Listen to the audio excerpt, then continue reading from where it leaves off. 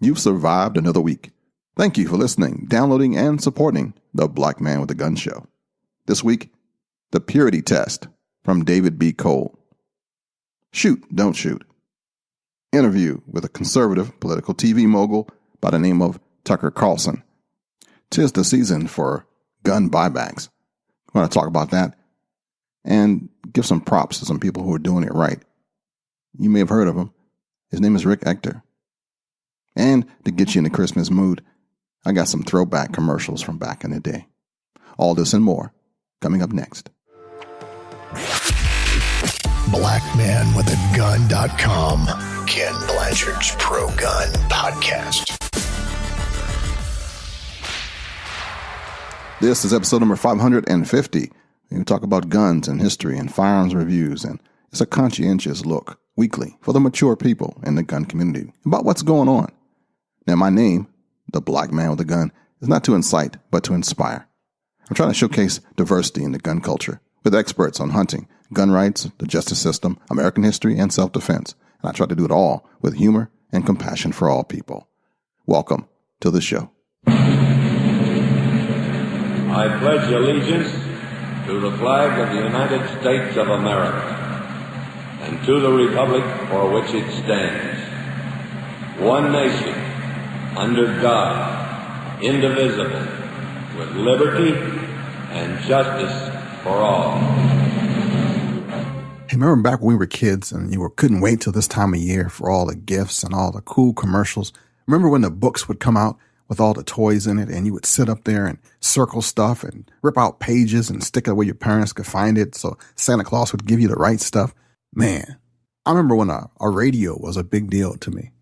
I remember I had this leather-bound radio with FM, and it had a headphone thing, a mono jack, just one.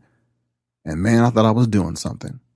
And then when he finally came out with the stereo headphones, they were huge, big as like aircraft carrier protection. But I thought I had something, FM, and then I got a cassette, and it just kept on getting better every year. But before that, before the music hit it, and before I was always into toys. How about you? What was your favorite toy? Mine had to have a gun with it. They had guns for everything. The secret agent guns. They had the cowboy guns. They had the police guns. They had the military guns. They were cartoon guns. This was all before everybody went crazy and banned having fun. Back when we were responsible, back when we were loved, back before everybody got all overcritical about nothing, back when common sense was common. Remember that?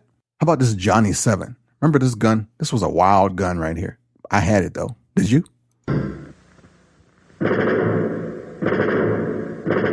Your squad is ready for you to lead them through. With Johnny 7 OMA, you charge.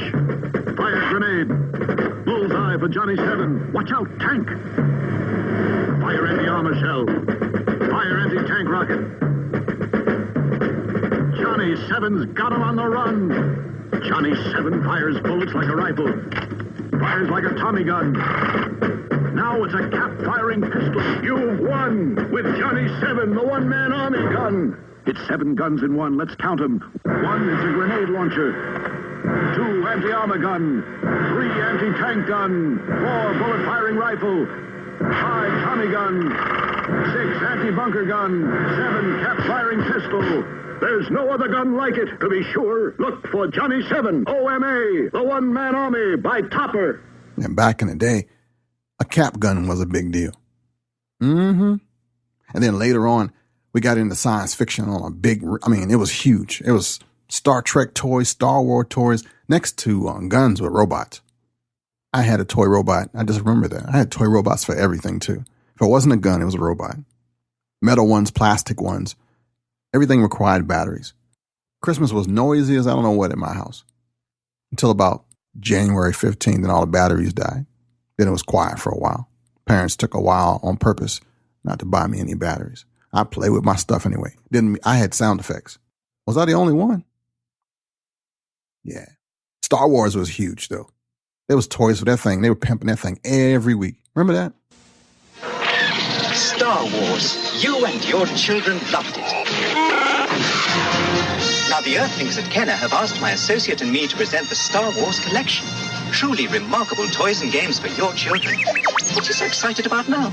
My goodness, the Star Wars TIE Fighter and X-Wing fighter. Now your children can relive our great space battles or collect our wonderful Star Wars companions with Kenner's Star Wars action figures. R2, it's a little you.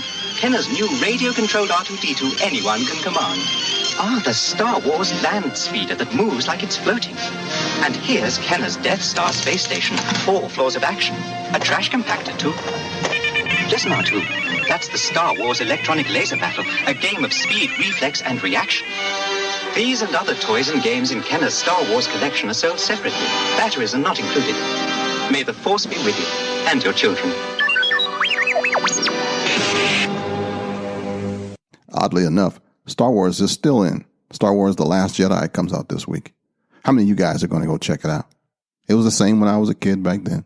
This show is sponsored by CrossbreedHolsters.com. Longtime sponsors and truly a family I love.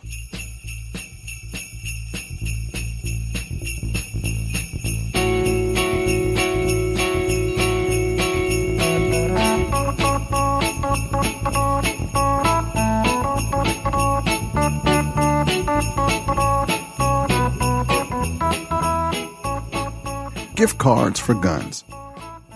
If you're not a gun owner and noticing all the violence around the country, a gun buyback, a goods for guns, a guns for cash sponsored by a church might just seem like a plan. The truth is, it's not. It's not original. It's not even effective. And there's no proof that it's ever worked. Now, I say this as a former law enforcement officer, a firearms instructor, and an activist with over 20 years on the street, doing just this right here. Fighting for the rights of other people. Here's why. The bad guys that shoot, kill, and destroy are not going to give up their guns, their source of power and influence, for a gift card.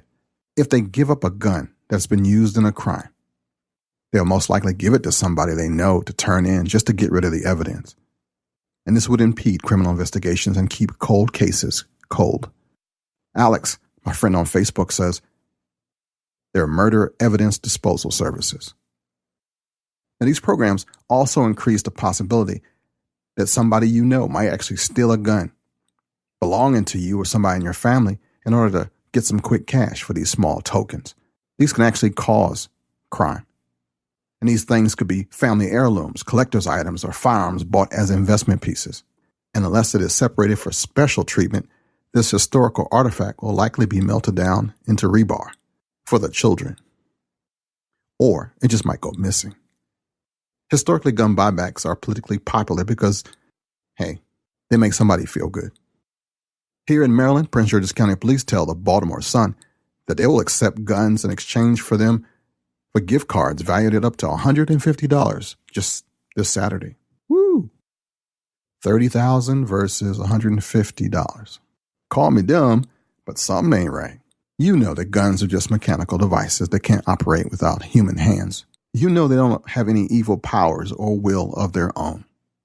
But there are so many that love to just let that little factoid go away. Also, there is no such thing as gun violence. It's just violence. If you put gun in front of it, that means that the gun alone is causing these kids to kill.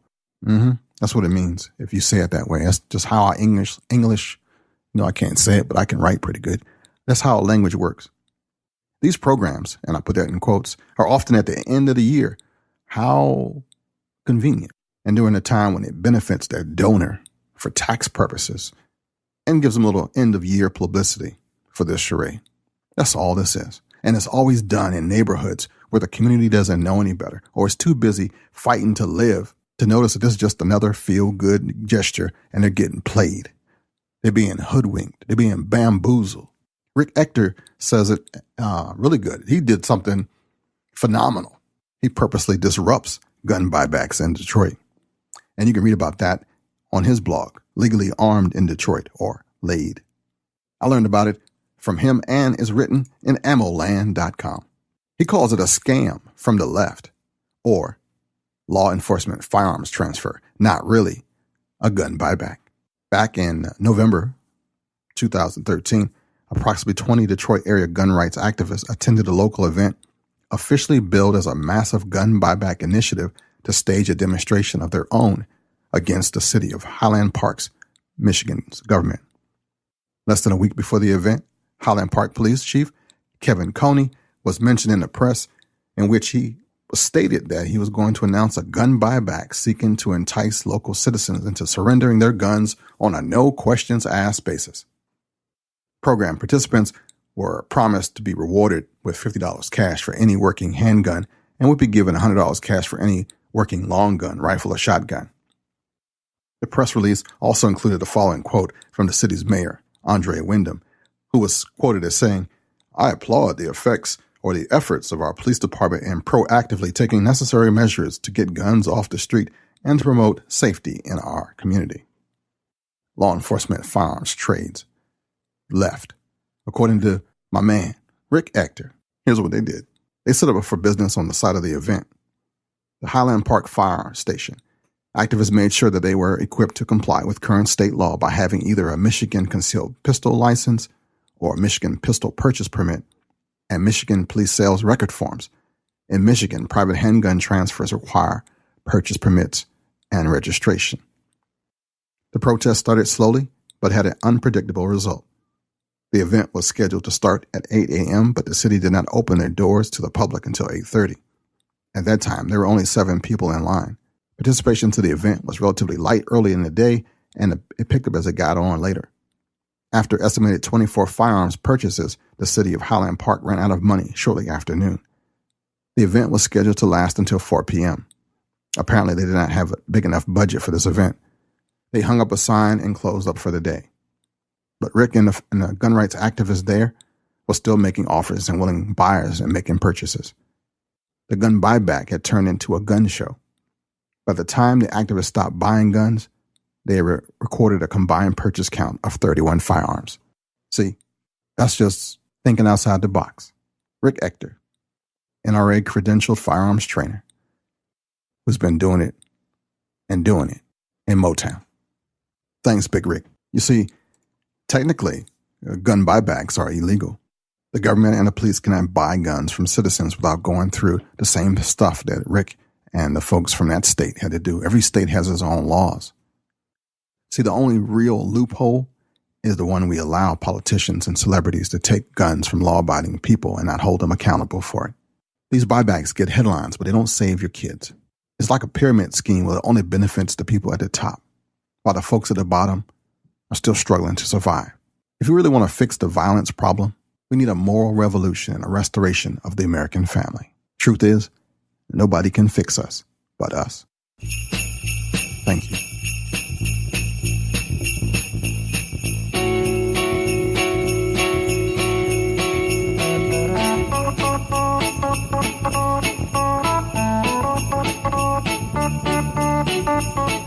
I'm not in business for love, you know. I was in love once and I got the business. But that's another story, and a very unpleasant one, too. Oh, no! What if I don't get my official Red Raider Carbine Action 200 shot range model air rifle? Ha! Who would want a stupid old BB gun? Princess! Besides, you'll shoot your eye out. Crossbreedholsters.com. Often imitated, never duplicated. Handcrafted in the USA. Home of the lifetime warranty and a try-it-free guarantee. Crossbreedholsters.com. Back when I first got started in my activism and civil rights activities, I met a guy who lived in Baltimore. He was a stockbroker at the time, and he had to shoot somebody in his house. Actually killed him. And it changed his life. My friend said that he was not a gun person. His father had given him a shotgun for protection. He was a new homeowner. He owned a really nice condo, apartment kind of thing over near the stadium, the Orioles Park, Camden Yards in Baltimore. Really nice neighborhood. And he was working. And somebody threw a chair through his patio window and then just walked in and stole everything at the bottom of the floor. Everything they could find and grab, smash and grab. He was home at the time, terrified. Well, it wasn't long before He had just got the glass replaced. And it happened again. This time, he was upstairs. The shotgun was near him. And when he heard the glass breaking, he thought, I can't believe this is happening. Well, he grabbed the shotgun, an old Browning, hunchback, and didn't even know how to use it. The guy went to take his stereos and everything he had just got replaced. And with this time was heading up the stairs when my friend saw him.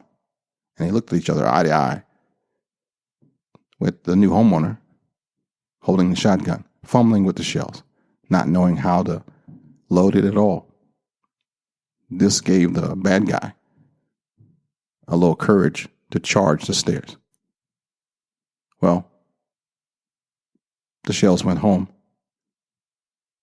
A trigger was pressed, and the bad guy was shot in the face and the chest from the shotgun. This was September 21st, 1993. The stockbroker went on to get training and is proficient in firearms now, and his whole world is a little bit different. He's no longer a stockbroker either. But one of the real things that happened during this whole exchange was he wasn't trying to get famous from it. He was sorry for the loss of life. He remembers how long it took for the police to come after he called them and told them that there was a man dying on his carpet at the bottom of the stairs. He watched as the police showed up, brought the dogs, and still waited. And he spoke to them over the phone. And he could see them outside the window, but they weren't in no hurry to come in and change the situation. He was on his own, even though he had called the police. When you really have to use force to stop someone, it's not pretty. Could you do it? Would you do it? And after it's over, can you articulate to the police what happened so that you don't end up in jail? And if you do, that you don't stay there. Let me give you a hypothetical situation, and then you tell me if you would shoot or not shoot.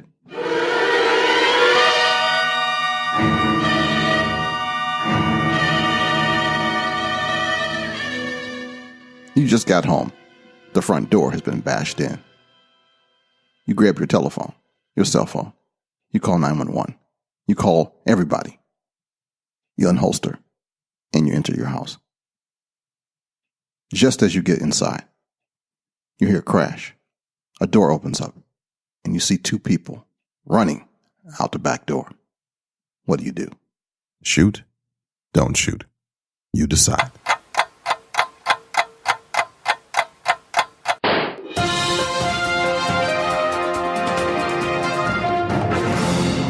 In the news this week, on blackmanwithagun.com, my friend and brother David B. Cole wrote a really good article. He says, it's been heck of a week, hasn't it? As I write this, H.R. 38, the Concealed Carry Reciprocity Act of 2017, just passed the House of Representatives. But apparently, that is not good news, since the bill does not reset American gun control law back to 1791 in one fell swoop. Dave says he's apparently not pure in his support of the Second Amendment, unless he rejects all gun legislation which does not do precisely that. At least that's what it sounds like. If you listen to the furball of commentary on the internet surrounding the passage of H.R. 38, which was combined with a, quote, fix NICS bill designed to enforce compliance from federal and state agencies who are required to submit certain records to the NICS system. The aforementioned commentary from self-proclaimed Second Amendment purist has informed me that because requiring permits to carry is unconstitutional and because background checks are unconstitutional, that an otherwise positive piece of legislation must be run through the shredder and the bits lit on fire. Now, Dave says, while a law ensuring that citizens who can carry a gun in one jurisdiction will be able to carry in all of them might seem like a good thing, purists insist, in fact, that it's not. And although ensuring that currently prohibited persons are reported as required by law might sound reasonable, purists are quite clear that, in fact, it is not. Dave says, and I say, Give us a break. Ideologically, I am about as pure on the Second Amendment as you can get. I have positions on gun freedom that would make many, quote, gun people cringe, if not try to throw a net over me. As such, I submit to you some of those positions as the Second Amendment purity test. I believe that no one should be required to have any sort of permit to own or to carry a gun, period. 2, I believe that there should be no background checks whatsoever. 3, I do not believe there should be such a thing as a, quote, prohibited person. If you cannot be trusted to have a gun because of a criminal tendency or mental illness, you should be confined. 4, I do not believe that there should be any restrictions on the type of firearm a free person may own. 5, I do not believe there should be any such thing as a federal firearms license to sell guns, even as a business. And finally, I do not believe that there should be any, quote, gun-free zones anywhere, period. All right, Dave says he admits this is utopian, but he's not going to oppose legislation which does not achieve it. Not because I don't want it, but because I live in the real world. And because I live in the real world, I can accept measures which, while imperfect, increase gun freedom. This is not 1791, and it is unrealistic to expect that it ever will be again. We have the world we have, and we must work within the confines of reality if we expect to regain even a little of the liberty we enjoyed in the past. Rejecting national reciprocity because we prefer national constitutional carry is dumb.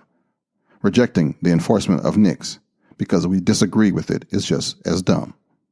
And if we continue to reject progress simply because it does not return us to the days of the founding, we will continue to lose. Commentary by David B. Cole. You can find a lot of his good stuff at blackmanwithagun.com. Black Man with a Gun, Reloaded. Get the inside, the background, wisdom, information, and experiences of Reverend Ken Blanchard, CIA firearms instructor, gun rights activist, that has been involved in this community since 1991. Read about guns, the culture, the community, and the inside stuff behind what you see everywhere else. You can get it firsthand from the guy they call the Black Man with a Gun in his book on Amazon.com. Black Man with a Gun, Reloaded.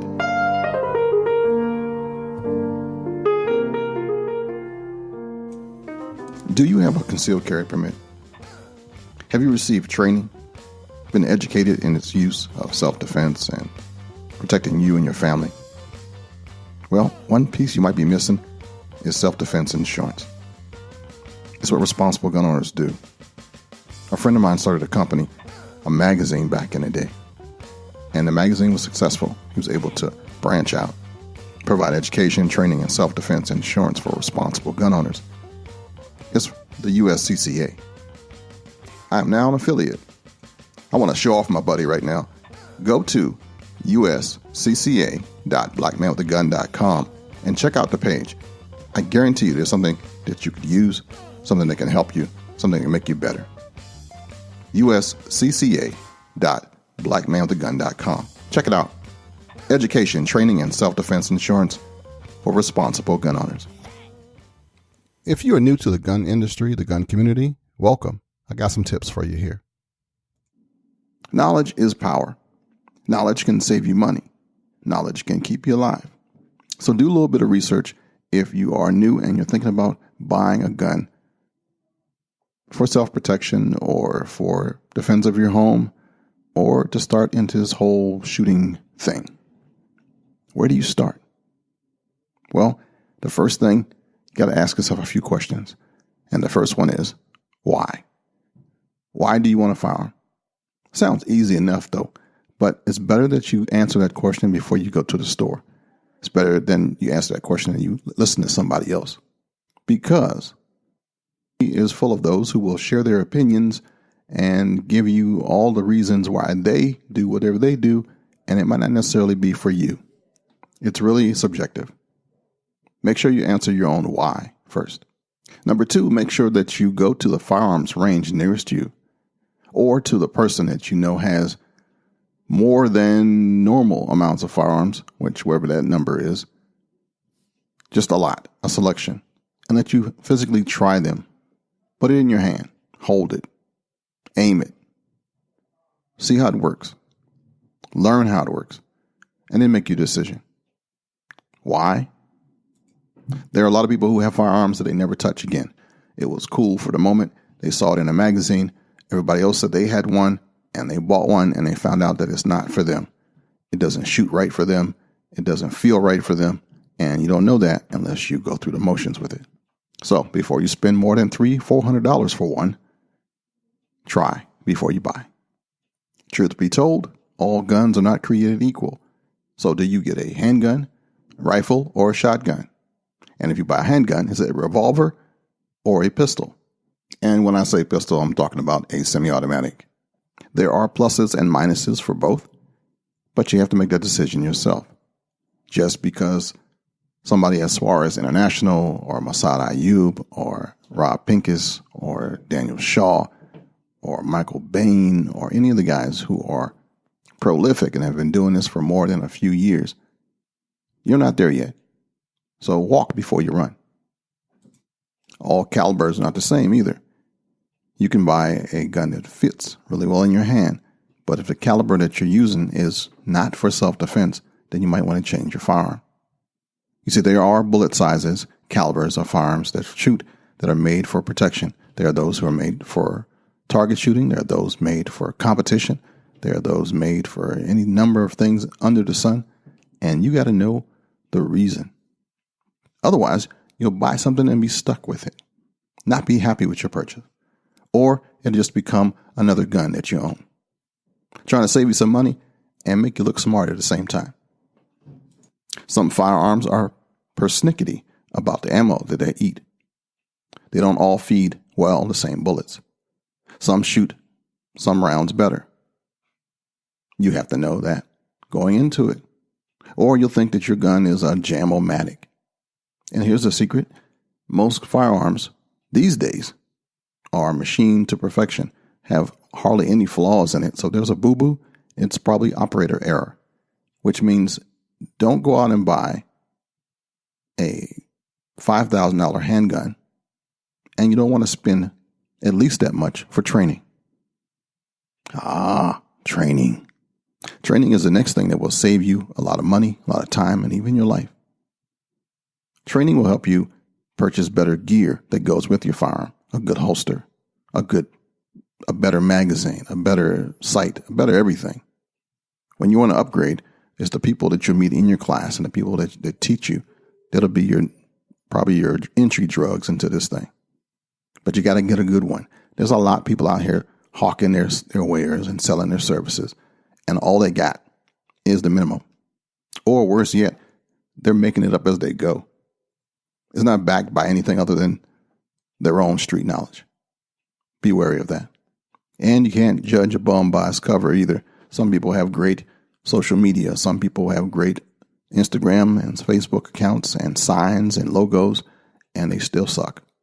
But you don't need anything tactical before you become practical. You can get high speed and low drag later. You must build up to these skills. You won't get it from the instructor, not off the bat. You're going to start slow. You're going to gradually increase your knowledge. You're going to practice a lot. You're going to learn from your own mistakes, your own shortcomings, your own limitations, where you should go next. Then look for that instructor to take you where you need to go next. One thing you can do is ask on social media on who you recommend for X. Referrals rule. Okay, let's skip ahead. Let's say you didn't hear this before you bought all your gear. And now you want to know what you want to do next in 2018. Next, find a mentor, find a teacher, find somebody that you trust that can recommend training for you. You got to go with training. You have to. You got to spend more money on training than you do on your firearms and your equipment. You have to. Shooting is mental. Don't let anybody else tell you that it's not. It's a self-discipline sport. You have to have the discipline. And for my friends and family that are even further down the list than this, you've had a firearm, you've shot a while, you've got some gear, you've done this thing for a minute. I'm asking you in 2018 to seek training as well. Get outside your comfort zone. Get outside of your box. Get outside of your state. Travel where you have to and learn from a pro.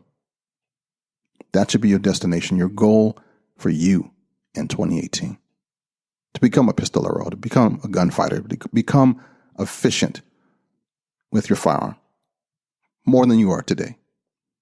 Nelson Mandela, to paraphrase him, he said, education is the most powerful weapon which you can use to change the world. Education is the most powerful weapon you can use to change your world.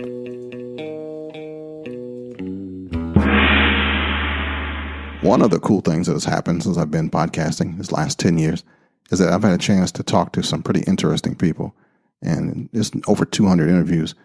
And I just dug one up from episode 353, I believe it is, by a guy named Tucker Carlson. And Tucker is a big political conservative talk show person, a mogul actually. And he started off, when I met him, as the editor of Daily Caller. Now you can find him on his own show on Fox. And our interview, which pretty much was just me just glad to have the man on the phone. Didn't really ask him any big questions, I don't think. But your friend and brother was just starstruck and glad to have the guy on the show, actually. So forgive me for not being all 60 minutes and stuff, but please welcome, regardless of your political persuasion, Tucker Carlson. And now, our featured presentation. All right. I was blessed this week to interview Tucker Carlson, political news correspondent and conservative commentator for the Fox News Channel. He's the co-founder and editor-in-chief of the Daily Caller and formerly co-hosted CNN's Crossfire and MSNBC's Tucker. Really cool guy. And I bugged him until I got him, and I had him only for a few seconds, but here it goes. Tucker Carlson, welcome to the show. Well, thanks so much for having me, Ken. You are the what of the Daily Caller? I'm the editor-in-chief and the co-founder. I founded it 4 years ago with my college roommate, actually, Neil Patel, who had worked for Dick Cheney for a long time, 8 years. And we both were at transition points in our lives. After the 2008 election, he was leaving the White House. I had just gotten fired from MSNBC.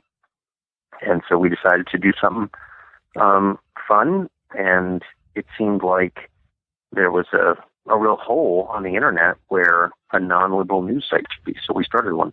Don't find a path, make one. Exactly. And it worked. It's been really fun. What does the Daily Caller do for the most part? The Daily Caller is a news site. It's just an online newspaper. We have a bunch of reporters. We got about 50 employees, and we got a bunch of reporters. We got a White House correspondent, a couple Capitol Hill correspondents, education. We got bureaus. We got someone in L.A. and Detroit and Chicago, and we got people all over, but mostly people here in D.C. and then editors and ad salesmen, and basically everyone you'd find in a newspaper. But we have a much bigger reach than a newspaper because we're online. So there's no print edition. We get about 9 million different people reading it every month. And so that makes us bigger than most newspapers, obviously. And it's been great. I mean, it's pretty traditional, actually. I guess the one thing that sets us apart from other newspapers is we're not, sucking up the Obama administration. We're not out to crush Obama or anything, but we're definitely not his acolytes. We're not, carrying water for him. Right. And that makes us stand out. So you got this thing working pretty good. What's your next move? Next move? Mm-hmm. Well, I'm told to be a fireman. So, I don't know. I've never really been a big career guy. I've never really thought through what I'm going to do next. I think I'm not organized to think, enough to think that way. Just, I don't know. I love what I'm doing now. So Monday through Friday, I am here overseeing our editorial staff, and then Saturday and Sunday I work in New York for Fox, and I host their morning show, The Fox and Friends, on the weekends up there, and I really like that. I love my co-hosts, and I love Fox, super nice people. And then I come back to D.C. Sunday afternoon and start all over again Monday morning. It's a great life. Fox and Friends has been going on for how long for you now? I've been doing it for exactly a year. I started doing it last December, and I signed in, I think, sometime maybe March, early April, for 3 years. So I'll be doing it for a while. But I love it. It's great. I like getting up early, get up at 3, go for a run, have a big breakfast, do 4 hours of TV, take a nap, go to lunch. You know, I'm kind of a routine guy. Okay. So I have a great routine up in New York. The show is hilarious and interesting, and in 4 hours you can interview a ton of people and talk about a lot of subjects, and we do. And the numbers are good, not because of anything I do, but because Fox just has a really strong viewership. People are loyal to Fox, and I'm grateful for that. So unlike other shows I've hosted where you're constantly worried about your ratings at Fox because of Roger Ailes, basically, or other people's hard work, the ratings are good, and you can expect them to be good. So that takes a lot of pressure off me, I'll be honest, and makes it a really fun job. Oh, that's cool. Do you miss California any? Well, I grew up in Southern California. My family's been in California, for a long time, and they were very proud of that because there aren't too many people whose families have been there a long time. Mm-hmm. And so when I was little, and we were just enormously proud. Our family's from San Francisco, and they got there in the 1850s. And, felt like pioneers, and we're really tied to the state of California. I'm saying all this because the sad truth is I would never live in California again. I think it's really depressing. I think it's changed so much I don't even recognize it. It's still physically beautiful, but it's just so crowded and left-wing and unhappy and screwed up and on the verge of collapse. And you just feel like the California of my childhood, I'm 44, is gone and gone forever. And it's sad, and immigration did that. And that's the cause. I like immigrants, actually, a lot. I like them better than Americans in some ways.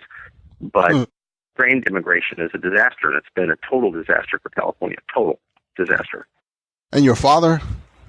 I had lunch with him this afternoon. My dad came out from California in the 80s to work in the Reagan administration, and we moved. I was in 11th grade, I think, and he's been here ever since. And so have I. Washington, I have to say, Washington is obviously a very evil or morally questionable city where nobody has a real job. And right. The richest city in America because all the tax dollars come here and government's gotten so big. D.C. has just gotten a lot more prosperous. So there are a lot of bad things you could say about Washington, but I got to be blunt. I do live here, so you know. It's a great place to live. People are nice. It's easy. I live in the city. I don't have a commute. I think it's beautiful. The food is better every year. So, again, I hate to admit it because I am very much a small government guy, but Washington is a great city to live in. All right, Tucker. How can we watch you and see what you're doing next? Well, I sure appreciate that, Ken. Thanks a lot for calling me. So what's some URLs and some ways we can make sure we find you? Well, I'd go right to the Daily Caller, DAILYCALLER.com, and it's one of the bigger non-liberal news sites, and I hope people like it. And we can find you on Fox and Friends, right? Every Saturday and Sunday, 6 to 10 a.m. Eastern Time. Man, really, really appreciate your time and wish you the best. I appreciate it. Thanks, man. See ya. All right, see ya. Let Every Day Be Christmas by Norman Wesley Brooks. Christmas is forever, not for just one day. For loving, sharing, giving are not to put away. Like bells and lights and tinsel in some box upon a shelf, the good you do for others is good you do yourself. Peace on earth, goodwill to men, kind thoughts and words of cheer are things we should do often and not just once a year. Remember, too, the Christ child grew up to be a man. To hide him in a cradle is not our dear Lord's plan. So keep the Christmas spirit. Share it with others far and near. From week to week and month to month. Throughout the entire year. And this was brought to you by Speak Life Podcast. Yeah, check it out. SpeakLifePodcast.com.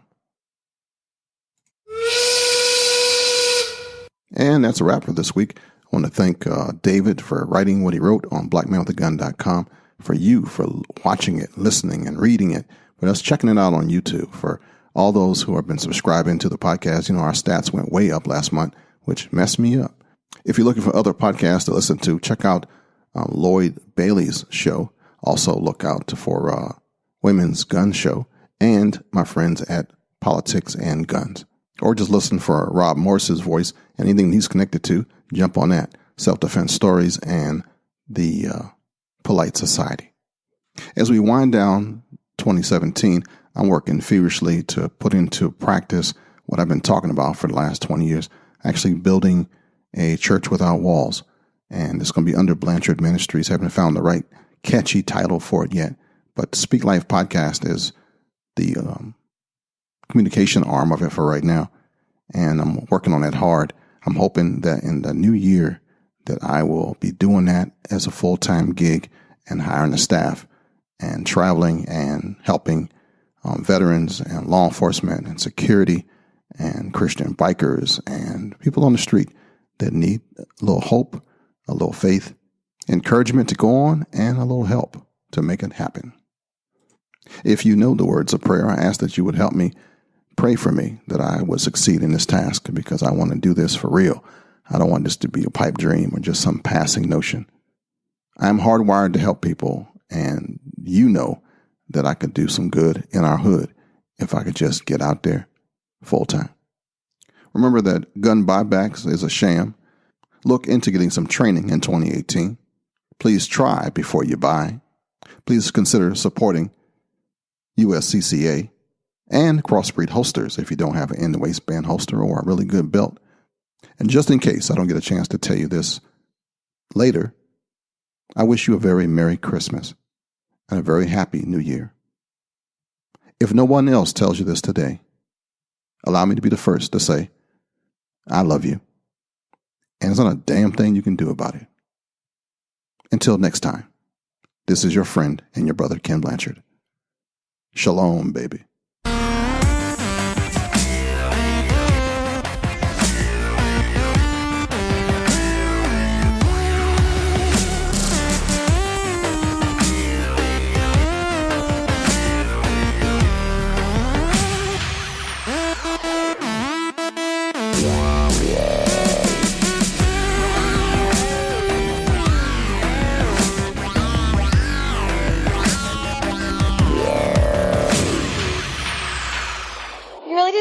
Sheldon?